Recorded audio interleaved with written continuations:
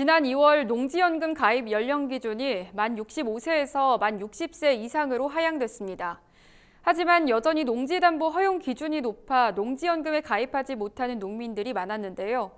이에 정부는 현장의 요구를 반영해 농지담보 허용 기준도 완화하겠다고 밝혔습니다. 박다영 기자입니다.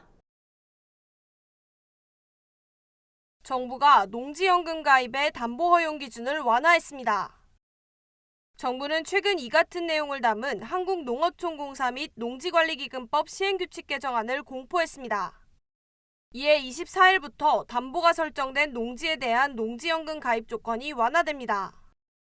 정부는 농업인의 안정적인 노후 생활 보장을 위해 지난 2011년 농지연금 제도를 도입했습니다. 농지연금에 가입한 농민은 소유한 농지를 담보로 생활자금을 매월 연금처럼 지급받을 수 있습니다. 하지만 그간 연령 기준 등 가입 문턱이 높아 농지연금의 혜택을 받지 못하는 농민들이 많았습니다. 이에 정부는 지난 2월 농지연금의 가입 연령 기준을 만 65세 이상에서 만 60세 이상으로 하향한 데 이어 담보 허용 기준도 완화했습니다. 기존에는 금융기관으로부터 농지담보대출이 있는 경우 농지 가격의 15% 미만까지 담보가 설정된 경우에만 농지연금에 가입할 수 있었습니다. 하지만 농기계 구입, 자녀 학자금 대출 등의 목적으로 담보를 설정한 농민들이 많은데도 담보 허용 기준이 높아 가입이 제한되는 문제가 있었습니다. 정부는 현장 의견을 반영해 담보 허용 기준을 30% 미만으로 확대했습니다.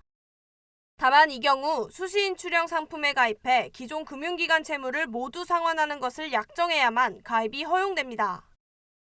수시 출형 상품이 총 지급받는 상품에서 30%를 수시로 한 번에 다 뽑을 수도 있고요. 그 금액을 받아서 자기가 은행에 농지담보대출돼 있는 것을 갚아서 농지연금 가입하면 허용해 준다는 거거든요. 연금에서 채무를 변제할 수 있는 상품, 수신 출형밖에 없거든요. 다른 상품은 그렇게 할 수가 없어요. 한편 농식품부는 앞으로도 현장의 요구를 반영해 지속적으로 제도를 개선하겠다고 밝혔습니다. 농업인을 위해서 더 많은 혜택을 드리려고 검토 중에 있습니다.